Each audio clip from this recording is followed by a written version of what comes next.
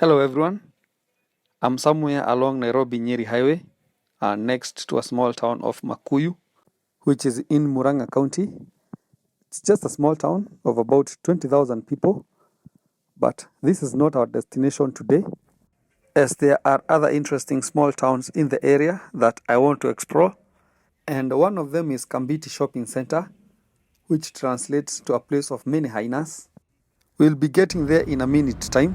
And one thing that really caught my attention before coming here is that 4 counties converge near the town, and they include Embu, Machakos, Murang'a and Kirinyaga, all of which differ significantly in terms of language and culture. And so I want to see whether or not this brings some form of confusion among the people. I will also be taking you through some interesting numbers about Murang'a County, which hosts the town. For instance, the government found that the county has the highest proportion of old people in the country. This means that you are more likely to live longer if you live in Murang'a County, which according to the National Bureau of Statistics, it has become an uphill task, especially for those living in urban centers. Of course, we will be analyzing that later, but I can see we are approaching our first town, which is Kambiti. A bigger proportion of the town is on the right, and the fact that this is a busy highway, I'll have to look for a perfect point to make a U-turn so that we can hit the town center and see how business is faring and how people are living. But before then, let me take this opportunity to welcome you to our YouTube channel, Village to Town, a channel that is dedicated to continue showcasing beautiful villages, towns, and cities across the continent of Africa. The journey to visit all the villages and shopping centers in all 290 constituencies in Kenya is still on, and we have covered sub-constituencies in Nairobi and Kiambu counties. You can go and check the series later. But today I decided to throw in a bonus just to break the monotony. And what was the best way to do it than to start with Murang'a County? And so if you are new to the channel or you have not yet subscribed, kindly consider doing so. It's absolutely free so that we can visit every part of this continent together. Now back to the video, and I have found a nice place where I can do the U-turn. And if I had continued that way, I could be hitting Sagana River, which is commonly referred to as Tana River downstream. It is the biggest river in Kenya and is only a few kilometers from here. All the major towns in Mount Kenya regions are also in that direction, including Embu, Meru, Nanyuki and Nyeri. Of course, I'll be taking you there soon. But before then, let's explore the town of many hyenas. I'm just looking for a link road to get me to the town center, and I hope I'll not be meeting one of the hyenas today. I'm told that it is one of the most ruthless animal and stupid too. In fact, it does not have the courtesy of killing its prey before eating. And so if you are unlucky to meet one, especially at night, it will eat you alive. Of course, of late we have had such cases, especially around Juja and Ruiru area in Kiambu County, where ruthless lone hyenas have been accused of attacking and killing human beings. But I hope Kambiti Shopping Center is different. Maybe it's just a name. Or maybe it refers to the human species of hyena, Timafisi. I'm just saying. And away from that, the towns look lively from a distance. I hope it is the same on the ground. And although the highway next door is one of the best in the continent, this road to get you into the town is quite pathetic. It has seen better days.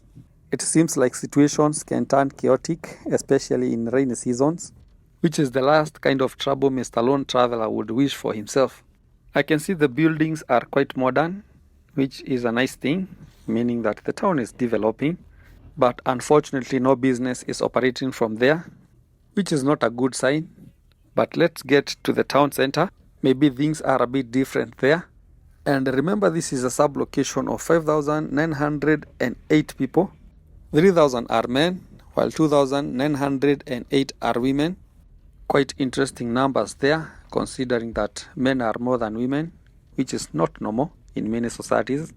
Population density is 286 people per square kilometer, which is a bit higher, especially when compared to the sub-county's average, which is 278 people per square kilometer.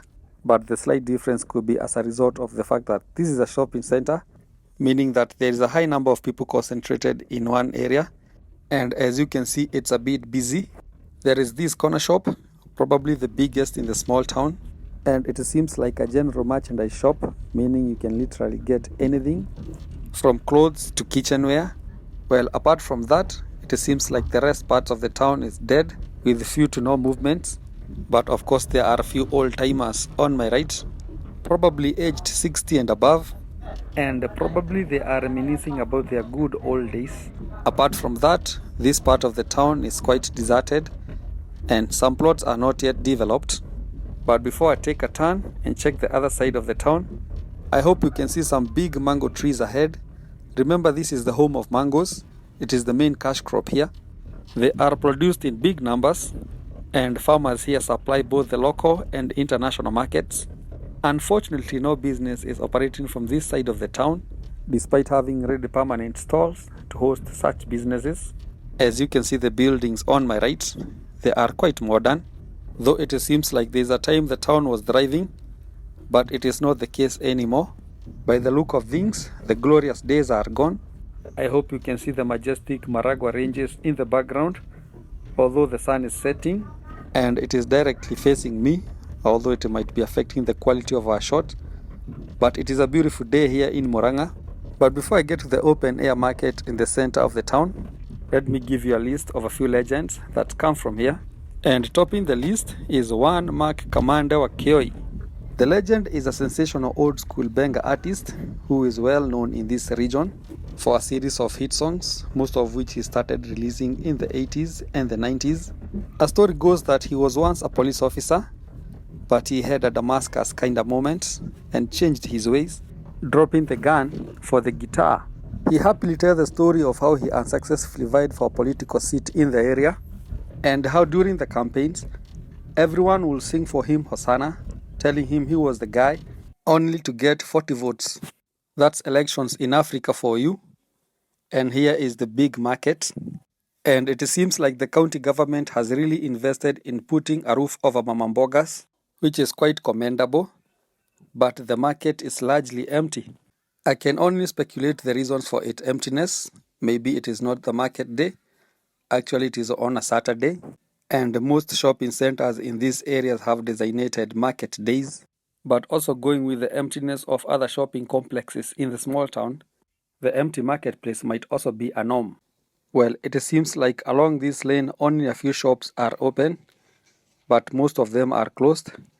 And of course, this is the town center, especially if the location of the market, which is on my right, is anything to go by. Such markets are popular in Africa for selling fresh produce, and an empty space is often left in the middle, as you can see on my right, for social gatherings. And the story complex across the road is the best so far. It seems like the investor was interested in changing the face of the town, and there is a general shop operating on the ground floor. It's quite busy. But apart from that, all other businesses seems to be long dead along this lane. It is quite unfortunate considering that the shopping center is next to a busy highway which goes all the way to Ethiopia, and I hope you can see some cars moving at the background.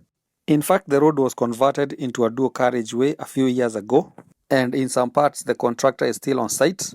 That means that the future is bright for the small town. Only God knows, but we can only hope for the better. I want to take the right turn ahead, which will take me straight to the Backstreet, which is popular for alcohol-related businesses in most small towns. And I want to see whether or not this is the case for our small town. But so far so good. No business seems open in this part of the town. Only a motorcycle parked in the middle of the road. But I don't know where is the owner. But I would really want to know your thoughts about the town, guy, because personally I feel like I'm walking in the 1980s and 90s, where the population across the country was a bit lower and the economy was not doing so well.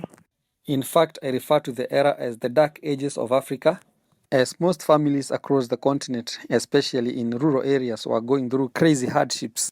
This part of the town seems pretty deserted. I wonder where is everybody? It seems like I'm the only one here. In fact, no single business is open, despite the place looking kinda decent. In fact, you can see there is electricity in this part of the town. The road is in a good condition, and buildings are not that old, maybe 10 to 20 years. Well, remember, old is relative. What might seem old to you might be new to another. And remember, the lone traveler is an old timer A building 20 years old is not that old to him. And remember, this old shopping center is in Kambiti ward, Murang'a constituency in Murang'a county, which is part of the larger Mount Kenya region. And one thing I learned before coming here is that the area member of parliament is a woman, which I think is very progressive. It is quite commendable. And I'm told her name is Mary wa Maua, which is Swahili for a woman of roses or flowers. And I checked her approval rate, a study done by One Effort Track Limited, and her performance was quite flowery as she was leading in the entire county. But I hope the same is experienced on the ground. But it seems like a good example of the classical case of what a man can do, a woman can do better. Well, I hope you can see the open air market clearly across the road. It is the big building you see over there with only a roof, which is quite nice considering that we are in rural Kenya. Before I give you the numbers, let me give you another legend that comes from this area, and he is one Magua Kioi, who is a vernacular benga artist, sings mostly in Kikuyu. And apart from being the nephew to one Kamande wa Kioi, I'm told that he was the official backup artist to one legend, John DeMatthew. So this is turning to be an interesting neighborhood, and despite being a small village town, it seems like Kambiti is significantly contributing to the country's entertainment industry. Another interesting fact I learned about Kambiti is that the fact that it is on the border between Murang'a and Machakos County means that most people here can speak both Kikuyu and Kamba. And so I'm told you just need to start a conversation in whatever language you feel like, and the locals will respond fluently. Well, I found that to be quite fascinating. And as I leave the town, let me quickly check out the numbers. And I'm told the area is part of what is called Murang'a South Sub-County, which has a population of 184,000 people. Of course, that is as of 2019, and the annual population change is 3.1%, meaning that the population is expected to increase by 30% in 10 years. The area is a bit dry, especially when compared to other parts of Murang'a, especially the northern and the western parts. That's why population density is a bit low, as it is estimated as 404 people per square kilometer. And so don't get it twisted by the lush green. The environment can be a little bit harsh. And remember, we are in the rain season. But the warm weather also comes with a number of 8 advantages, especially to us old-timers. The cold weather does not go well with our bones, but it also creates a good environment for fruit farming. In fact, you will note that fruit seedling selling business is thriving along the road, where they sell various grafted seedlings such as avocados, mangoes, and apples. So if you feel like you have a calling for farming, I will be giving you land prices in a few. In fact, land is quite affordable here, especially when compared to other areas that we have visited in Kiambu and Nyandarua County. But let's first finish with the numbers. And one thing that really caught my attention is the high number of the elderly people, especially those we consider to be 65 years and above, who constitute 7% of the entire population in the sub-county. So out of the 180,000 people, those aged 65 and above are 12,600. Well, the number is not as big as you would expect, but it is quite high, especially when compared to that of Kiambu and Nairobi counties, where majority of people are young. That also makes a lot of sense, as surviving in Nairobi can also be an uphill task for an old person, since you need money for everything. The high number of old people is also reflected in the entire county, as Murang'a County has the highest portion of old people in the entire country. And so if you come from this county, I think it will be nice if you tell us your secret for longevity, which is quite a blessing. In terms of gender distribution, the sub-county has a normal one, where 50.4% are women, while 49.6% are men. That's why I was a bit astonished after finding the small town we just visited had more men than women. Now let's quickly check out the real estate segment, and the average price of an acre here is 1.4 million Kenya shillings. That means that with 700,000 Kenya shillings, you can get half an acre, and 350,000 for a quarter, which most of you consider as a 100 by 100 plot in urban centers. Remember, the recent dueling of this road has played a critical role in enhancing land prices in this area, as it has shortened the 78 kilometers journey from Nairobi city to here. Thank you once again for watching our video, and if you have watched this far, it means that you somehow like what we are doing. So kindly consider subscribing to our YouTube channel, Village to Town. And don't forget to like the video so that it can be recommended to as many people as possible. Smash the notification bell so that every time we post, you'll be among the first few people to be notified. Thank you.